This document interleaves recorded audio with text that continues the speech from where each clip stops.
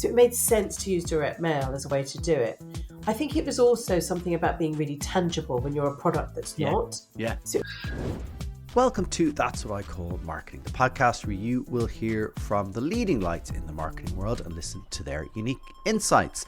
If you are enjoying episodes of That's What I Call Marketing and can leave a rating or review wherever you are listening or watching, it really does help us reach even more great marketers just like you. So really appreciate if you can take the few seconds to do that for us. Of course, if you subscribe, you will get notified when the next episode lands. You never miss an episode of That's What I Call Marketing. Well, on to today's episode, and I am going to be joined by an incredible marketer to talk about a topic that I love so much in marketing, and actually incredibly, shame on me, haven't discussed it at all in over 130 episodes of That's What I Call Marketing. Yes, we are going to be talking all about direct mail. I am joined by the amazing Nishma Patel Robb, who many of you will know from her tenure at Google, where she was Senior Director of Brand and Reputation Marketing. Since leaving Google, she has set up Glittersphere, where she champions economic opportunities for female creators and entrepreneurs. Nishma is a dedicated advocate for diversity, equity and inclusion. She serves as the 101st President of the WACL, where she supports and inspires women in the advertising industry. I have talked about this a lot with a lot of my guests, and so we'll definitely get into talking about that with Nishma. She's a recognized thought leader and speaker. She's celebrated for her insights on creativity, brand identity, and she has earned fellowships with both the IPA and the Marketing Society. So really looking forward to getting into this episode with Nishma, where we're going to talk all about her path to her roles, her current work, and obviously the incredible creativity and power of direct mail. If you would like to reach an engaged community of marketing leaders, get in touch with That's What I Call Marketing to discuss sponsorship opportunities. Nishma, thank you so much for joining me on That's What I Call Marketing. Great to have you here. thank you for having me. It's a pleasure to be here. Well, and I was saying to you, well, first of all, for anyone who's listening and not watching, Nishma has the most amazing glittery background. It's like you're in a disco, and we'll get to talk about the Glittersphere. Yeah, But it's, absolutely. very glam, very glam. And I was saying to you, you've been on my kind of my list or my radar of people to try to get on the show. So absolutely thrilled to have you here and we've so much to talk about. So we'll try to get through as much as we can. Brilliant. Uh, We'll probably need a few hours to do this, but we're going to try and squeeze it into the time we've got. I know that's the thing. But I did want to talk first about your DJing skills. So that's what I call marketing. There's the music theme. So you're into DJing. I am. I don't know if you can see it. Well, for those that are watching, and if you can see it, the Yeah. decks, some of the vinyl are there, although DJing skills are much more of the digital kind nowadays, not with a vinyl slip mat. But I've always loved music. It's been, who doesn't? But for me, it was a real passion point. It's not just a kind of way of relaxing and releasing, but I think it's also just the way I've discovered music throughout my life. So when I was really little, whether it was initially kind of a lot of beautiful kind of sitar and Indian classical music. Right. But my mum and dad are really, really creative. And then from the age of like 3 or 4, which is probably the only memories you can have around music, was being with my parents and my dad particularly, who loved Donna Summer. And, I had just fell in love with disco from a really young age. So I think, it's funny, I think of... that I definitely have genres of music that I love. I still collect music. I still love discovering music. And I've always talked about kind of my life as well in this kind of multi-album approach. Yeah. I think it kind of ties in really clear. I suppose my interest in music isn't just the fact that I love to be on a dance floor. And I think the dance floor is the most democratic place in the world because we're all equal on the dance floor. But also because I love that idea of the creation into it and the fact that artists get to reinvent themselves with every album. Yeah. And so I think I've adopted a lot of that in my own kind of life. So I'm still very much a novice DJ, let's be honest. I'm not going to be out kind of playing any big gigs, but it's my way of disconnecting from the day sometimes. It's, I can jump up, put some music on there, experiment, and it was, I'd always wanted to do it. Lockdown gave me the opportunity to kind of sit and learn it. I've always had lots of friends that are DJs as well. But I think for me, it's that connection to rhythm. It's like it's part of my identity, I think, and I can chart my life probably easier through music Yeah. than anything else. It's incredible, and like we could just do an hour of music, but like even I what I love about music is it you can set or create a mood with it as well. Like you can find, you can want to be in a certain mood, and you can find the music that can bring you there, or you Yeah, can be in a mood and have music kind of amplify the mood you're in. It's incredible, isn't it? It's so mm, powerful. so powerful. That power of our brains and connecting with music. Amazing. Well, listen, you've had a phenomenal, career bringing you to the point you're at. I want to talk a little bit about it because I was fascinated, about you had a role in Teletext in kind of a revenue role. Now, some listeners and viewers who maybe a little bit younger may not fully know what Teletext is or was. You might give us a bit about Yeah, that, but also kind of sure. the revenue role. I was fascinated to kind of find out Yeah. more about So that. Teletext was a service that was available. It was basically the piece of technology that behind the airwaves of how TV was broadcast. There was almost kind of like a gap in there that allowed this data stream to flow through. That's the kind of techie bit. But ultimately, it was like having Google on your TV before Google Yeah. ever existed. And you'd press a button on your remote control and you would magically appear almost kind of behind the broadcast into this, what I could only describe as kind of Lego brick pixelated graphics that were just, 9 colors that existed there. But it was the way before a digital age we would access information as almost real time, sort of about 20 minutes out of date. But, the latest football results, Yeah. breaking news, weather, holidays, the cheap holidays that became very famous on Teletext. Yeah. And yeah, I joined that business when I was literally just straight out of university, and it ended up in a sales role. Actually, this was kind of one of those needs must moments of life. Right. Came out of uni, needed a job, and needed some money, and there I found myself at Teletext. And the weird thing is I didn't really have Teletext on the television. I always wanted to be working in TV, and it was kind of that bizarre thing of, well, I'm sort of close to it. It's on ITV and Channel 4, Yeah. the main stations obviously in the UK, and was like good enough for me. And what was really interesting, and I look back on it now and think it's really fortuitous to had a really strong start as a sales career, Yeah. is effectively I was selling media space. So you're selling the distribution to brands. And because teletext was quite a unique medium, it needed a little bit more explanation. You had to really understand customer engagement in almost kind of a pre-digital and early digital era, because it wasn't like selling other media that was, TV, radio, newspaper, which people were familiar with. Yeah. So understanding that psyche of whether it was, pay for performance or understanding how you built a brand or connected with your customer was bizarrely this really super fast track period of time in my life doing that and being able to sell and pitch. And I think as a marketeer, one of the most important qualities, and I say this always to people, is you've got to be able to sell, Yeah. because you can convince people of your ideas. And a great salesperson will dig deep on insights and really understand the customer and really understand what you're delivering. So I think not only was a great kind of moment of understanding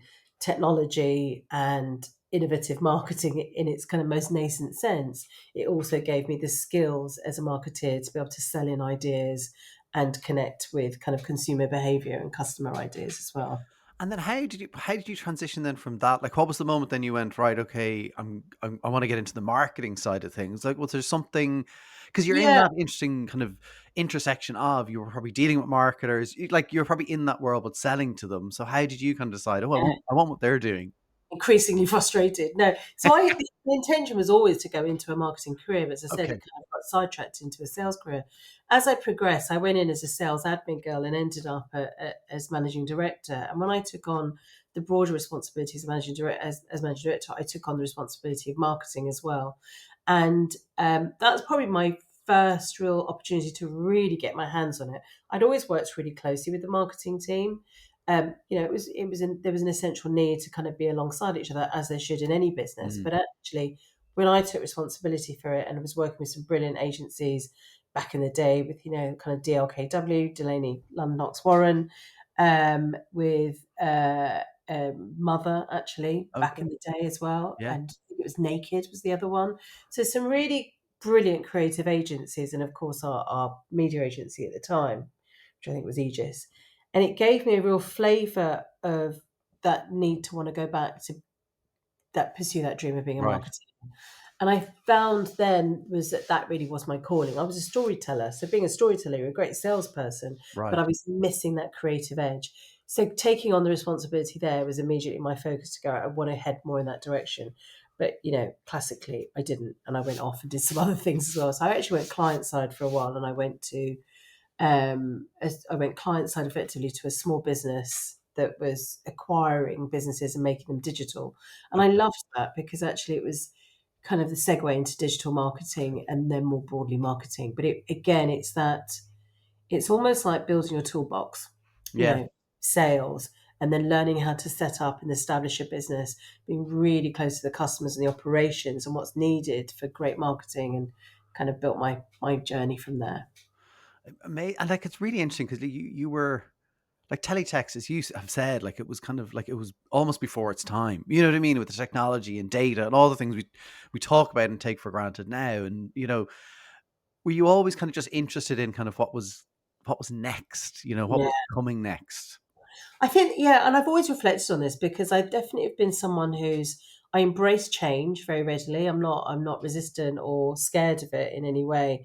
I think, from childhood I've probably demonstrated that kind of need for um the challenge more than anything else. And I think most importantly, that kind of innovative difference, like technology and what it was enabling. So I definitely had a curiosity for it.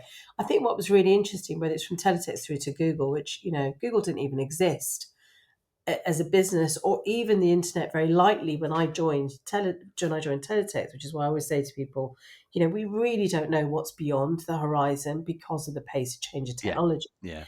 What I did understand was that actually, those leaps that were required, so leaping from an analog service into making it digital. At that stage, it was digital interactive text on TV, to then into a website and then into mobile sites.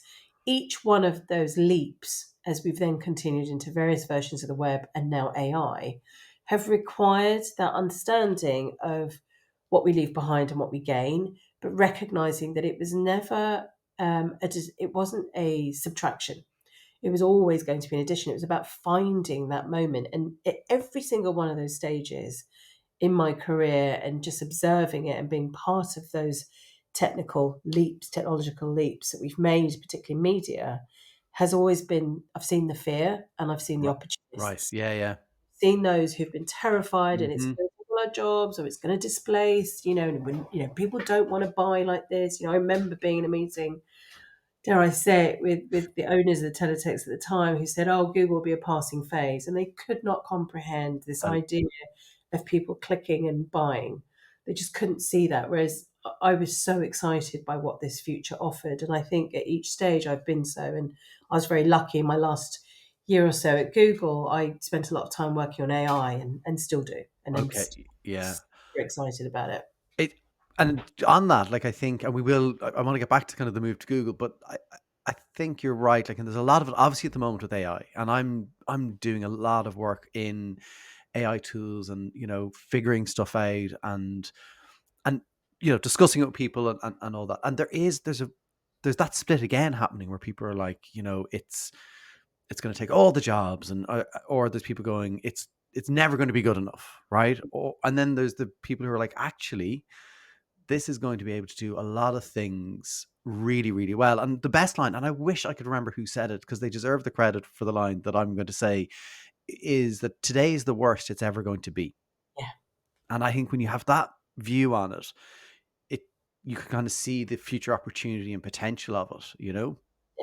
And it's already cleverer. It's just, if you're using it, as you say, regularly, you can already see the Yeah. improvements. And I love, and it's been interesting to see the pace of new developments and new evolutions of the AI we already have. And I was just playing around with some stuff at the weekend. There's obviously the wonderful notebook Oh LM yeah.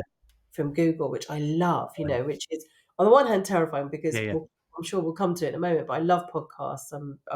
It's part of the ventures that I'm building at Glittersphere is, a podcast network for female voices. But Notebook almost kind of creates this automated podcast. I don't see that as displacement. I see that as a beneficial. I've been using it already for complex documents or things that I Yeah. just like. I'm a visual and then probably an audio learner. So for me, it's great. I pop stuff in there and I can listen to it on my way. And I'm like, great, I get this. I can just see the power of how that evolved. I was playing around with some really amazing video AI. So I can understand the fear. But what I've learned throughout my career is it was two things. One is you need to learn and like be really comfortable with continuous learning and being Yeah. continuously vulnerable. I always say to people, I'm an apprentice and not embarrassed to say I don't know. It probably took me a long time to say that, but I'm not embarrassed to say I don't know. I think actually it's the best place to be constantly Yeah. curious, learning. And then the other thing is a bit of a sense of humanity hasn't changed as much as we think it has. So the base levels of our requirement and needs don't really change. And I think as a marketeer, just remembering that has really helped me in kind of shaping stories. Yeah, that curiosity comes up so many times when I talk to people, and it's so important. And it's a wonderful business to be in when you're incredibly curious. I think marketing, isn't Yeah. it? Because you have that ability to do, like, to see these things and kind of Yeah. get in early and kind of figure them out. One thing on curiosity, which is just something we have to bear in mind, because I think we are naturally curious people. It's why we seek this field of marketing because it kind of plays to it. But I learned this recently is that, with a lot of people, they are really overwhelmed at the moment. It has Mm, been a tough few years. And I don't, the job of a marketeer and a CMO is more complex than it's ever been. It's actually a neuro response, is it's harder to be curious when you're really stressed out. uh-huh. And so literally your brain doesn't allow you to be as curious as you would be usual, which kind of makes sense, doesn't it? You don't want to open up to more stuff coming in if you're already feeling that sense of overwhelm. So I do think it's really important that, we always constantly, be careful of inertia when it comes to curiosity by looking after our kind of mental health as well. Yes. Yeah. No. 100%. And actually, I kind of think as well in that, particularly for CMOs or marketing leaders, is actually a role for agencies to play, particularly in this new world, right? Is leaning on them to help you figure some of this stuff out. And I really kind of vocally encourage agencies to lean into it, and I'm not sure enough of them are yet. I'm not sure. No, it's that shift, isn't it, from just selling to actually, you don't need to sell if you could just be incredibly helpful because the sale happens naturally. Yeah.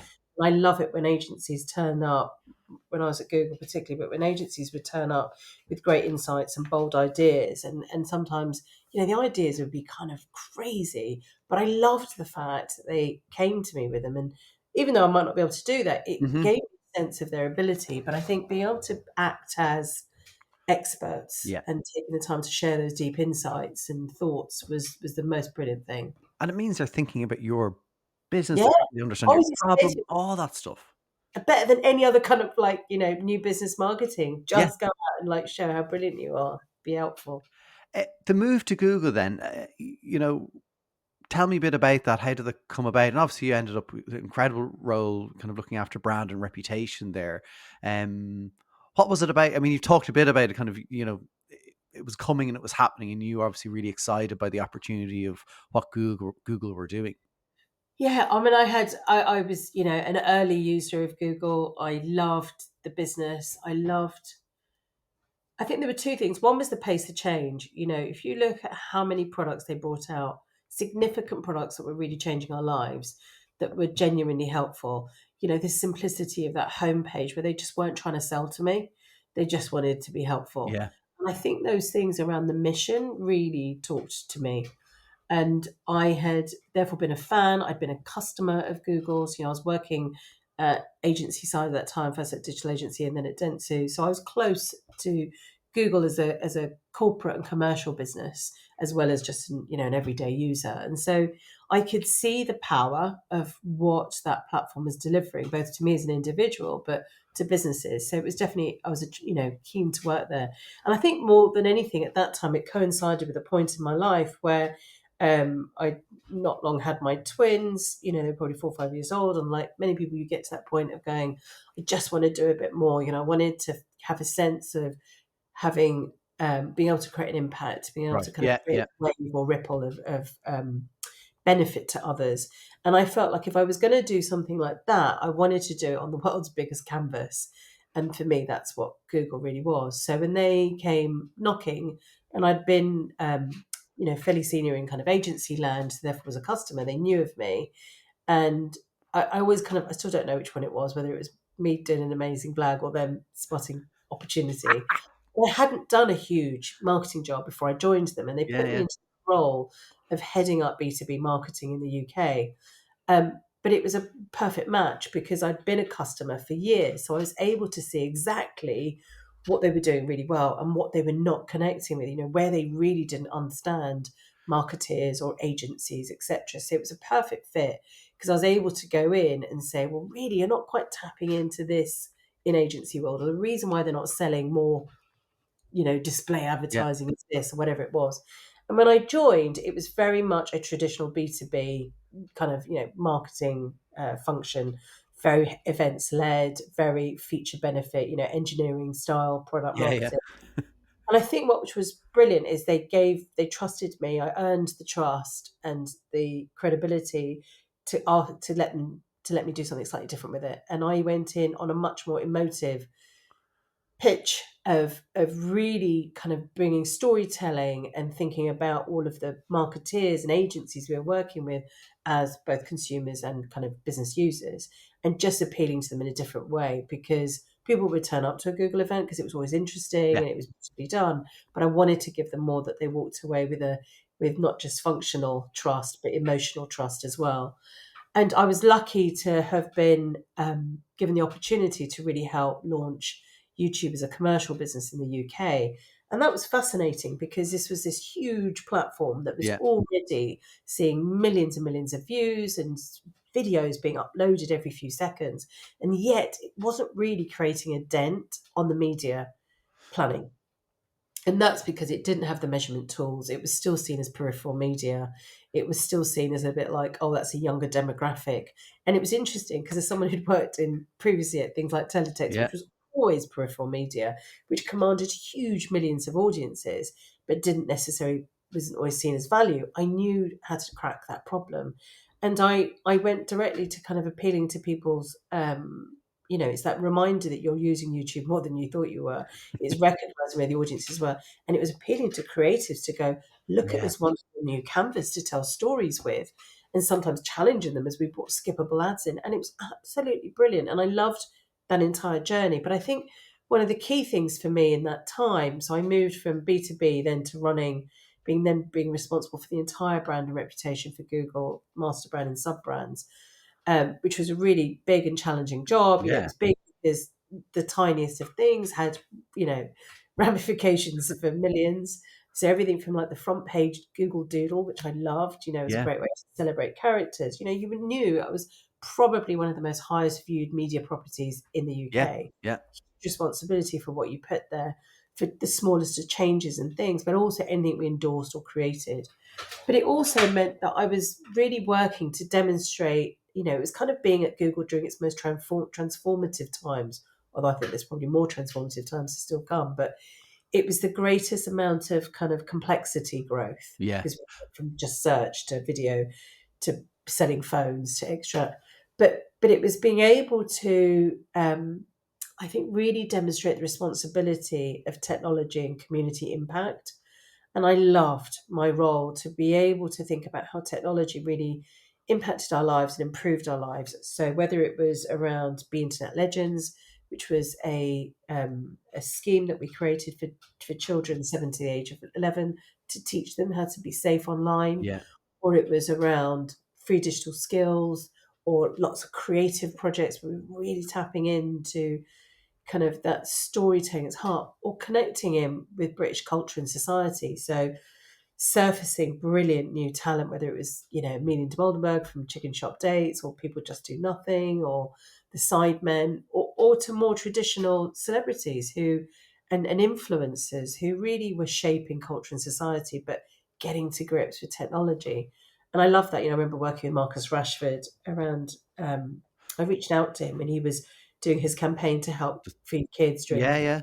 the October half term, and lots of businesses were flooding onto Twitter to say, like, we'll feed them at this cafe and that. And it was brilliant. It Yeah. was like such an incredible, outpouring of the British public stepping up to kind of solve a problem. But the reality is, I kind of looked at that and go, gosh, if you were a person who was seeking help at that time, you're not going to go on Twitter and Yeah. scroll Yeah. through thousands of comments to find. So I called him up and literally called him up, but called his manager up. Yeah. He was very close to him, and he immediately sort of came on the call. And I said, look, calling from Google, I think we can help you. I think technology can solve this aspect of the friction in what you're trying to do. And it's usually met with a bit of like, what do you want? And I was like, Yeah. What no, do you want? Yeah. genuinely. I hadn't actually asked anybody internally, which is a real no-no at Google. Like, That you was just go, no, right. Yeah. you know, to hell with it. Like, I can see this is something that's so important that needs to be done. Let's just go do it. And they were like, yeah, okay, this sounds great. And I went to the engineers in our maps team and said to them, look, would you be prepared to do this for free out of hours? Will you help me? Because I think if we create a maps layer, we can make a way to make people search and they can Make it find easy. who's offering it. Anyway, they did it. It was fantastic. It was just a little bit of help to something that mattered. He then built a great relationship with Marcus that he lent his voice to one of our campaigns. But a lot of it was around how technology could unlock and enable that sense of empowerment or community or education. And I think that's, all brands and businesses are now having to play that role more so. Yeah. But I think I will forever be fascinated about the intersection of technology and that sense of opportunity to improve our lives. And it is like and it's wonderful that you can do those things, but but then at the same time in Google, it was a business, so there was other things that had to happen. Yeah. And you touched Well, I on had to there, weather YouTube brand safety storm, and that was probably one of the biggest challenges around managing our brand and reputation. yeah, It was being on the front line and I suppose what led me on to kind of building a really strong brand and reputation career, managing reputations of not just the business but individuals, was we needed to really be human in that point. And Google's not a product, it's ether. And we were mm, very much a faceless American business at yeah, the time. And it was that moment where you had to come out from behind the curtain and demonstrate our humanity. And I've held the lessons I learned in that time and managing a business alongside its kind of purpose driven efforts always as I've kind of moved forward. You are listening to That's What I Call Marketing. If you would like to reach an engaged community of marketing leaders, get in touch with That's What I Call Marketing to discuss sponsorship opportunities. What were some of those big lessons that you learned from that time? So that sense of humanity and authenticity being Right. absolutely critical. Sometimes authenticity is such an overused and Oh yeah, yeah, underplayed word, in my opinion. It's kind of bounded about. It was really understanding what that means, both at a personal brand level, but also at the sense of what does it mean to be responsibly and respectfully authentic, and how do you encourage whether it's an individual or a community to do so. And so the right psychological safety, the right parameters to do it, and being able to kind of dig deep enough to be able to tell that story, to be a brilliant storyteller. Like in moments of crisis, humanity and authenticity is one thing. Being able to tell a story was the most important thing. right. And that was not a spin in a yarn. It was about reducing complexity, because what the issues were and how it had to be resolved was actually quite complex, and it would be easy to get lost in that. Whereas the heart of what needed to be done was quite simple. And I think that power of storytelling is so crucial. And then it's around the consistency of how you turn up, where you turn up, and that there should never be a difference between as you appear in one place and as you appear in somewhere else. And whether that's a brand or a person or a business, those rules apply everywhere. Yeah, no, agreed. The consistency is so important, and you said complexity, but you didn't mean it in the context of what the question I'm going to ask. But an organization the size of Google, how easy and how hard was it to get work done? It was incredibly impossible, if I'm honest. Well, I say that actually for the first, it got really complex in the last few years, if Yeah, I'm honest. Prior to that, we were lucky to be in the UK, which was the second biggest market for Google.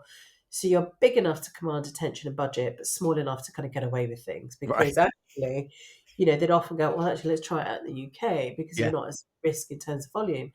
And it undoubtedly you need a team and bosses that are willing to kind of, right, okay, go away and do that. So there was definitely um, that sense of innovation and experimentation existed, Yeah. and I think within the right parameters, there really was. And I think about how much I pushed the boundaries on staff and really kind of led the business to try and bring out about a different approach to how we turned up, Hmm. where that space was that we were turning up into consumers, businesses, leaders, wherever.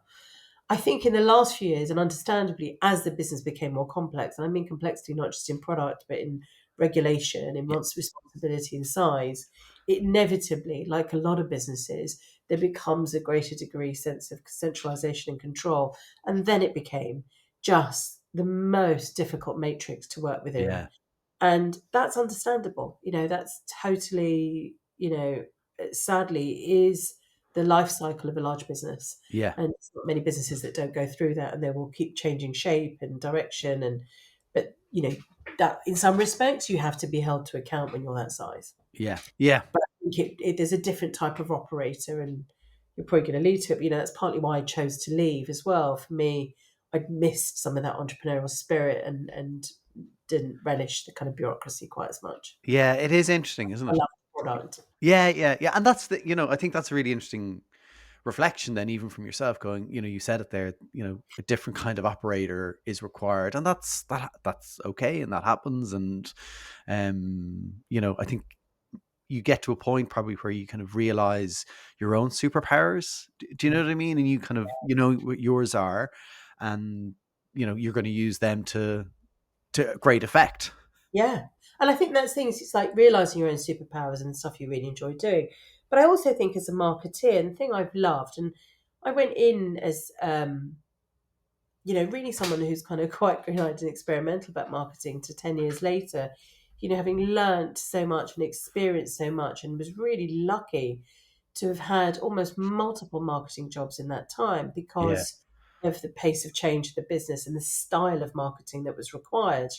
It was never just you were just doing that.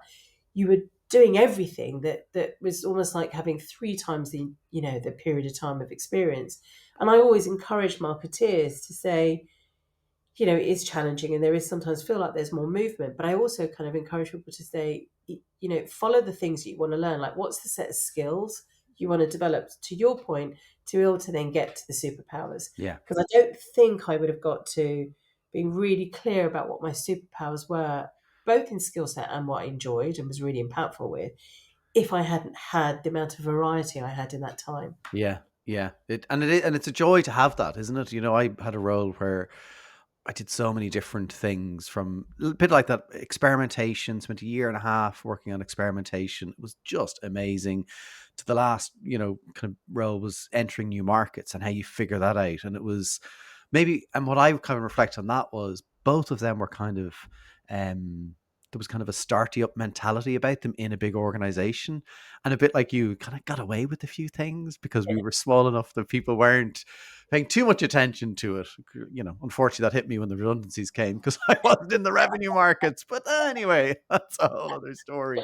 About the lessons. Yeah. But one of the things I know from your time at Google, and you're still passionate about it, was the power of direct mail and how that got kind of helped drive and grow the business. And I was actually, when I was at Indeed, we were in London and we met an agency, and I can't remember the name of them. I remember the guy, Andrew Last, who was in the agency, but I don't remember the name of the agency. And we were looking at direct mail, and they had actually done some work for Google, and we were so impressed by the Google direct mail. How did that kind of come about as something that you kind of felt was right for the business? So it was very much like, if I go back, and this isn't just something we used once years and years ago. It kind of evolved how we used it, and which is probably much like the kind of journey of direct mail as well. But if we wanted to, at the time as Google was growing, and most importantly, we were trying to reach as many small businesses as possible to educate them into the opportunities that online advertising could give their business to help them grow. The clear mission, we wanted to help businesses grow, be found, for them to find more customers. Actually, in fact, for us to find more customers, we had to kind of go outside the realms that we were in. Yeah. it made sense to go, well, if we could keep fishing online, but actually we need to go to the people who aren't even online. So it made sense to use direct mail as a way to do it. I think it was also something about being really tangible when you're a product that's Yeah. not. Yeah. So Google is purely ether, right? It doesn't smell, sound, see, touch, whatever. And so to have something that was much more physical and that could be, seen and understood and actually allowed us to convey a complexity of a message that needed to kind of offer some reassuring and be more hand holding in some respects. Direct mail was a really great way to do it because it allowed us to be really creative about how we could grab attention to people who weren't currently online. It was a way of conveying quite a complex message in quite a simple way, in a very Yeah. graphical way. And it was a way to kind of provide a bit of reassurance. If you haven't, and for many businesses, they hadn't really embraced online. It's not they didn't know what the internet was. They just didn't know they needed to be Yeah. there or were quite fearful of how to approach it. Direct mail was a brilliant way of doing that, and I still stand by that and Yeah. love the way that direct mail has evolved. And I think it's like my attitude as a marketeer. It was one of the things when I went into Google, I was quite surprised about, and sometimes surprised other businesses is we didn't necessarily have as many channels to market.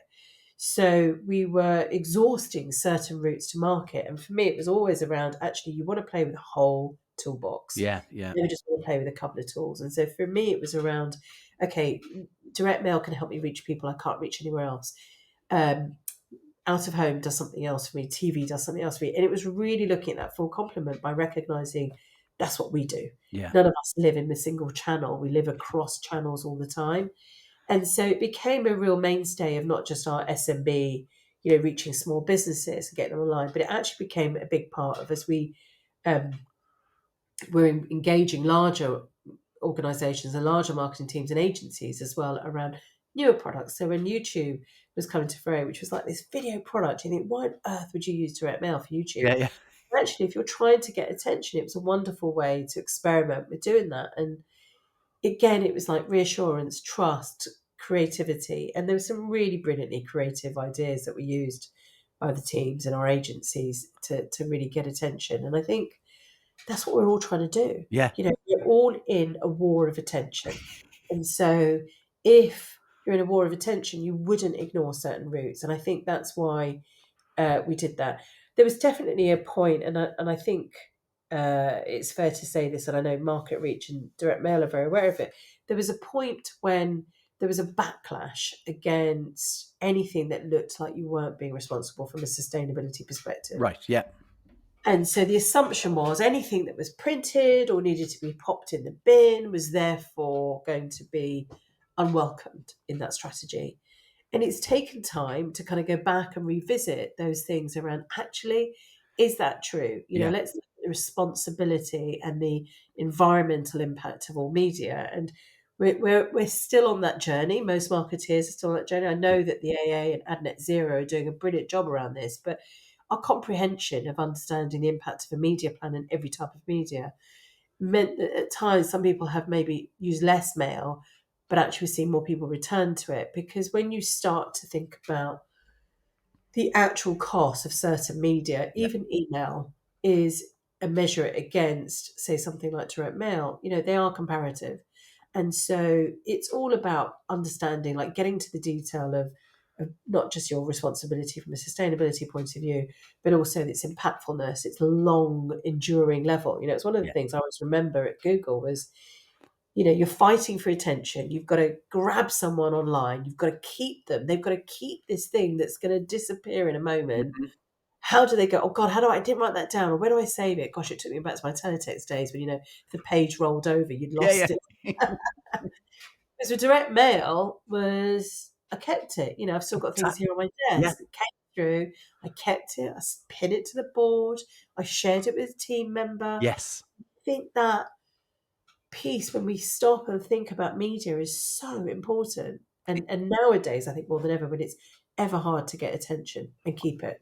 I got sorry, I'm stretching here, but I got through about 2 or 3 weeks ago. I love direct mail. Like I worked in nonprofits for a long time. So direct mail was a really foundational part of what we did. It was like, and literally we were like the responses were coming in, and we were counting the money because it was paying the salaries. Like that's how, it was. But you kind of, yeah, I was kind of bit lost art at the moment. And then about 3 weeks ago, a letter came in the letterbox from a company called Wine Spark, and I opened it. And sorry, my wife opened it first, and she just saw the word wine, and she goes, "I'll keep that." So, but then I read the letter, and it was on beautiful paper, like really like nice weighted paper. The copy was gorgeous. It was, like it started with saying, some of your neighbors are enjoying Wine Spark. Oh, and it was just wonderful. And I have the little card here with the offer they Oh, have, amazing. and so like that power, exactly what you're talking about, is, particularly, again, maybe for smaller, let's say small businesses who may not have a need right now, that ability to send them through something, and then there might be an offer card in it, for example, and they hold on to that. And we used to talk about that a lot as well, saying like something that's almost a keepsake, or that they will hold on to and say, well, I will need that, and they put it with their letters or all their other bits and pieces. Like it is, in that sense, it lives on, and that's sustainable. Yeah. It's a bit like, we don't print photographs, and we Yeah, all regret not printing more photographs like we used to, because you don't see them and have those memories quite there. And I think printed materials, good quality creative, great writing, as you say, the weight of a paper, those are the things that enable you to cut through.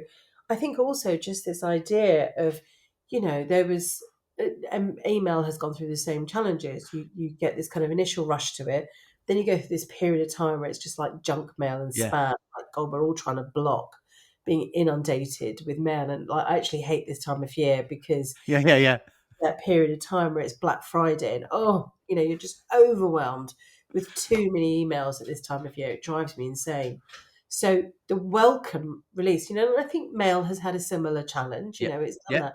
Whereas now, and I don't know how you feel, but I don't get as much mail as I used to.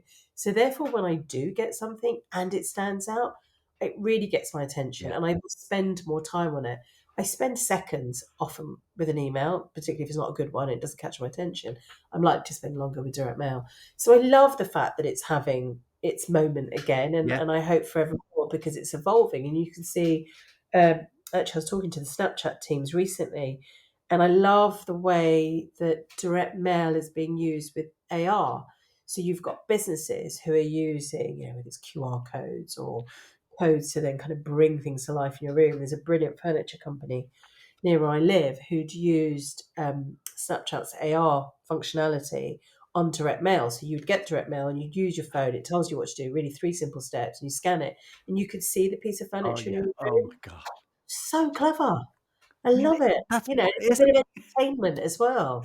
I love that. I just like I get so excited by that, and like like QR codes. There's a thing we thought I had know. gone away forever, and then I remember it was someone I worked with in Singapore a couple of years ago said to me about a QR code, and I was like, Nishita, a QR code, and she goes, Connor, honestly, trust me, everyone's using them here, and it was the start of kind of the revival of the QR code, and now they're everywhere again. You're like, what's our I know. QR code for that?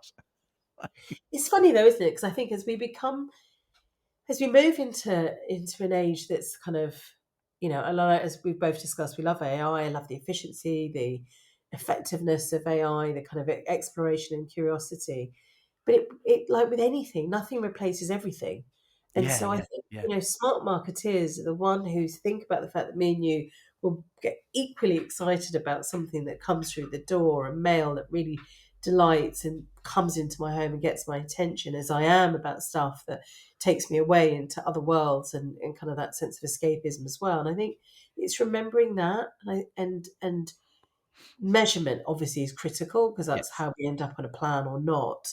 But I think there's more wisdom now, and a greater sense of, particularly as brands come back to thinking about some of that long term enduring value that comes from great marketing. And I think you know there's something really tactile about um, direct mail, and it's a little bit like my kind of focus now in my new venture is very much about helping people build personal brands, and both are about that enduring feeling. yeah. It's what you leave people feeling at the end. And I think in a world that sometimes can be feel a little bit more beige or more conformed, it's actually really wonderful to stand out. And that personal thing I think is really interesting as well, because it's a very personal interaction then with somebody that you can't get from um TV or radio. And I'm fans, like, you know, like you, like they all have their place, and so I'm not having a go at any of them. But when you think about direct mail, that physicality of, you know, your brand sitting in someone's hand, like if you think about it in that way, it's an incredibly powerful thing. Exactly. To your point, what would you do to have something held in your hand? And I think one of the things that working, I've always worked with a lot of YouTube creators, both at my time at Google and since then. I suppose we're all creators at heart. You are as well as I am now. It's been interesting though working with generation of creators who have lived their lives predominantly online. Hmm. Interestingly, they're craving any opportunity to have someone touch, hold, retain their brand because it's not something they've ever had. The best they get is like subscribe. Yeah, So when you say to someone, and I'd worked with a couple of beauty influencers recently who are thinking about their personal brand and how they extend, they're now not just creators, they're entrepreneurs. And I talk to them about like physical invitations, physical product, etc. How do you build their personal brand and their fandom that goes beyond their digital footprint? And their not just their excitement to try it, but when they saw the results, when they saw how it was not just building loyalty, but the shareability, this idea that yeah. someone was handing something on to someone else and people were taking photographs with I've got an invite, whatever it might be. It really unlocked a new power in these creators who I think just hadn't really recognized the importance of some of these media. It's incredible. And again, it's like, it's just, yeah, I love that kind of taking them away from, you know, where they think they should be, and kind of going, actually, this is an amazing place for you to be. You mentioned kind of the measurability of it as well, and it is, you know, there's great measurement with it in terms of the response. I think one of the things we were often challenged with was probably the longer tail. Right. Again, we've both talked about, I think when you talk to Rory Sutherland, you talk about like the toast rack or the letter rack, right? And sometimes you were looking at things kind of in a maybe 60, 90, 120-day window of kind of the response rates, but you may miss the longer tail, you know, and so, and that is there, right? And probably easier to measure it now than it was when I was doing that. But how do you kind of work with people on kind of thinking about measuring, but also then the budgets they'll need to kind of get a direct mail going? Because some of it, you know, again, it can be expensive or seen as expensive. Yeah, and I think that's where it's every marketer has his challenge Yeah. around single channel measurement. Because as soon as you're measuring the effectiveness of the channel in its kind of sole purpose, which we have to in many respects, you do lose some of the kind of broader value and the long term value as well. So I think there's a case for saying you've got to integrate direct mail measurement in amongst kind of other direct marketing or other marketing efforts that kind of at that performance as well as the brand end. I think that's one case of kind of like, yes, manage it as a channel, measure it as a channel in its own right, but also measure it as an integrated value. I think the other thing is around that kind of enduring piece is how do you measure long-term brand Yeah. value? And so when you look at your acquisition cost of a customer or a sale or whatever it is, and extrapolate that over time and potentially against kind of your share of market, I think that's when you start to look at the um, brand equity value, and it is a bit more of a brand equity rather than just kind of a response Yeah. measurement. I think that's when you start to add more value back in. And so when you're talking to your finance team and around budgets, it's about building in that value of brand equity and what does that do to our overall pricing of product? What does it do to our cost of acquisition? And what does it do in terms of longer term value, because you should see that kind of decline in other costs because you're starting to build the value in the brand. I just feel like we've lost a little bit of that art Yeah. because we've been chasing quarter to quarter short term direct marketing metrics. We're not paying attention to the longer term metrics and indicators. And I think direct mail is the one that I would stretch along that. It's one of the few that I would really look at kind of adding into brand equity value. Right. Okay. I don't think I would I don't know, but I can't imagine many are. No. We can imagine if somebody did, though. I'd Yeah. love to see that test. Yeah. I'm sure friends at Market Reach can furnish us with that. Yeah, come on, market reach.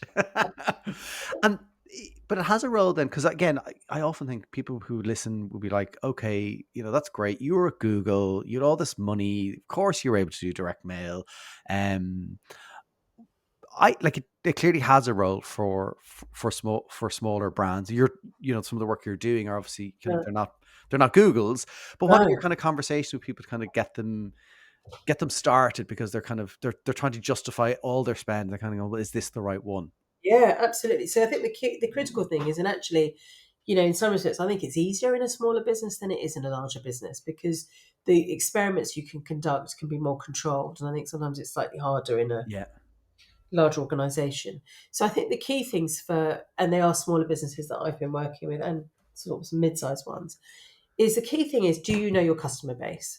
Because the beauty of the work that you can now do with direct mail is around being able to kind of that level of personalization and targeting that hasn't always existed before. And I think, again, the complexity that people felt existed around GDPR and what can you do, Market Reach have some brilliant tools around helping you navigate that. So if you really know your customer base, I would be taking a segment, a controlled test, an Yeah. experiment of a segment of your audience, of your customer base, and look at what you could trial with them. And you need a trial that will span over a period of time. So it doesn't have to be necessarily huge in volume, but you want to commit to something for at least 6 months, in my opinion, to be able to see kind of an enduring value. And you can meet measuring it. And I would do a mixture of, remember, you've got to be really clear on the message. Is this brand building or performance driving? And a lot of people want to move to performance driving. They really want it to be direct mail in terms of very direct return. And I think that's a great place to start. Yeah. And I would then evolve it into thinking about brand communications in that, because you're already going to be conveying quite a lot about your brand, Yeah. even in that direct mail. So I think those kind of closed, look at that tight audience, look at what you could do as a controlled experiment around, okay, if we add direct mail into the mix alongside our other channels Yes. with this audience segment, what are we seeing? And the great thing with direct mail is you can be so specific on those offers and that return path and measurement Yeah. that you should get a sense on it. So I think it's around um, a measurable and manageable test, and then being able to scale at pace with it. But I think most importantly, for me, it always comes back to the two things: what's the customer base, and what's the insight for the creative. Yeah. It's still, like, unsurprising as it is with anywhere else, brilliant creative wins. Yeah. It always Yes. does. I sometimes see people blame the media, and I look at it and go, it's not the media's problem. Yeah. And I think, we know that it's like 50% of effectiveness comes from creativity, 50% comes from kind of the effectiveness of how you buy and target. And so, with that in mind, if you have a brilliant creative idea and start from that bit, we talk so much about social first, and that's brilliant. But I think there's an opportunity to kind of go, well, what if you were to think tangible first? Yeah. Like, what's all the touch points? Because that's what you're trying to do. Is your direct mail offers you another touch point, and I think that's the thing that people need to kind of stop and look at. So if I was a small business, I'd go, right, what are all my touch points today? A little bit like I said about those beauty influencers. They could see they were missing a load of touch points over here. And that's why it was great for us to kind of look at what was the media and the distribution channels that they could reach those audiences. I think too many businesses are being quite simplistic about the touch points. And if you're over reliant on just hoping people are going to see you online, I think you're really missing an opportunity. Yeah. Yeah. No, 100%. And the creativity is incredible. I think it's so important to kind of think about how you can be creative. We once did a book. We sent a book out to people. It was like an Amazon package. It was incredible. It was so good. The agency in Dublin, Javelin, did it, and it was so creative. It was just a lovely idea, and it worked so well. Like we got, it was all about kind of follow up meetings for sales. Like it was, but it worked. It worked so well because people were like, I can't, people sending pictures to us, back to us, going, this arrived. It was incredible. Are there I any always kind of Did you remember that it's quite a few years ago, but I'm always surprised that more people hadn't really copied it or emulated it in other ways. It was the KitKat ad. So when KitKat were launching KitKat Chunky, they used, like, the missed delivery card. yeah, And so you'd just get your post and you think, oh God, what have I missed as a delivery? but it was basically going, sorry, we missed you. We tried to deliver a Kit Kat chunky, but it's just too big to fit through your letterbox. And it's really simple and really fun. And I've always thought, I can't believe more people haven't tried Yeah. to kind of play on that. That simple creative was just so effective. And it's remembering that when you do something really brilliant there, is it doesn't just live there. Because what happens is people take a Yeah. photograph Yeah. of it That's the difference and you now. just Yeah. share it. And then, you create Yeah. virality by starting something in offline world. And actually, if you look at a lot of even social media creators, let's say that, some of the really big ones, they're investing more in kind of in real life brand Yeah. experiences more than ever. Direct mail is part of that world. And so I think there's a shift coming rapidly to businesses and brands that have predominantly lived their life online to now looking to go, how can we live it online and offline? And be in the real world. Yeah. And listen, I can't believe we're so close to time, but we've talked a bit about the Glittersphere, but can you tell me a bit more, like directly, kind of, you set up the Glittersphere, what's the ambition, and like, what are the plans? Yes. Well, the Glittersphere, probably my easiest way to describe it is kind of it's the ultimate ecosystem for women in branding and business. And it addresses key barriers like the lack of visibility or confidence gaps and economic barriers to female entrepreneurs. So I'm using my personal branding or my brand and reputation skills to really help female founders, creators, creatives, leaders to build their personal brand in order to succeed.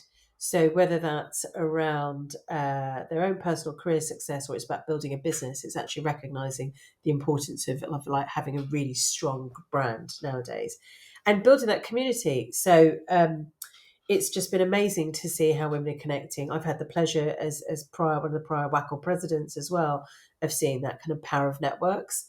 And I think in a world where less than 2% of investments going to female founders, there's a lot that needs to be done. So we have a sticky floor, a kind of muddled middle, and I'd say kind of this kind of lofty piece at the top where we're losing particularly women over 50 who are pivoting probably much like myself, reinventing themselves into new careers as we live longer and having a personal brand and be able to stand out and get attention, just like we've talked, Yeah. is really important. So yes, a world of sparkle to help women shine. Love it. I love it. And it is sparkly. But it is kind of, I mean, look at it, those, I mean, the stat of 2% of funding, like, is ridiculous. And is it because the funders, there's not enough female leaders in the funding world? I don't like. No, it's two things. I suppose it's one that there aren't as many women in the investment world, but also there aren't as many women investing as well. Because actually, when women invest in other businesses, they are much more leaned in as investors. So, I think personal finance education has been shocking for all of us, but particularly for women. And I can put my hands up to that as well. But it also means that we just haven't found the right way to parade opportunities and create investment opportunities for anyone to invest, but also for other women. So within the community I'm building, it's about also offering the community the opportunity to invest in some of these businesses. As I said, a lot of creators who have built huge audiences, who are like mini businesses in Yeah. their own right already, are really making that leap over to being entrepreneurs. And as someone who I've looked at my own life, whether it's through a series of albums, as I describe my life, I've had innumerable reinventions, and I do think reinvention is really the kind of is the absolute gift that we have to keep, living a wonderful, rich life. I'm helping, whether it's a creator or leader or whoever, I'm helping them with those reinventions because I think that's where we succeed. It's about unlocking as many women to be able to fulfill those and then giving them personal branding, the power of being able to be seen and heard to attract that investment because we've got to change it. I can't, but I'm just embarrassed that it's 2%, Yeah. and I'm annoyed that it is. But I feel like, there are different ways of solving a problem, as I've always learned, and I'm a creative problem solver. My route to solving this is actually to find many, many more brilliant female investors to invest in women. Amazing. Amazing. Well, look, the very best of luck with it, because it's, I think to see that need, but then do something about it. Do you know what I mean? Because I'm sure there's lots of people like, oh, that's a problem. But like, you're out there and you're using your, as you say, your personal brand to drive it forward and make a difference. And I think that's incredible. And you're going to use, you talked about earlier on, that connection point of like technology and your brand and all those kind of things to make an impact in communities. And like that you must wake up really happy every morning. I I hope do. you do. I do. I think, the power of storytelling has been the consistent thing throughout my life. And so to build a platform for female voices, and however they're delivered, we're trying to, one part of the Glittersphere is a business called Hera, which I have with two female co-founders. And that is the first platform and network for female-led podcasting voices. So this is a video podcasting network where we're telling stories for women, by women, a little bit like Hello Sunshine Reese Witherspoon. So yeah, I wake up each day immersed in a land of stories and fabulous businesses and working in a glitter ball. Could be better. Brilliant. Nishma, thank you so much for joining me. I said at the start, I was, had you on my list of people I really wanted to talk to. So I'm so thrilled I got to spend the time with you today. Thanks so much. Thank you. Thank you so much. Well, I hope you enjoyed that episode with Nishma. She is a fantastic guest. As I said, she has been on my list of guests for quite a while now. So it was really great to have her on the show. Talk about so many things. Of course, we got to talk a lot about her current work with Glittersphere. We got to talk about how she is using her presidency of the WACL to inspire women in the advertising industry. And of course, we talked about the incredible power of direct mail. And, I think sometimes it is seen maybe as not a channel that we should be focusing our efforts on. But look, I have seen the power of it. I've seen the power of it in non-profits. I've seen the power of it for SMB acquisition. It's a great way to get across some of your more complex messaging. It's also an incredible way of having a leave behind. And I certainly found that when I was doing work with SMBs, that even if the time wasn't right for them to use your product or need your product, having something that, was like fridge magnet size is a leave behind for people to actually set a reminder to themselves when they did need your product that they had this offer maybe there for them to use. So look, huge advocate of it as a channel. It was great to hear directly from Nishma how she sees it and where she sees the future of it in the marketing mix. So if you have enjoyed the episode and you rate or review it, I would be extremely grateful to you for that. It really does help us.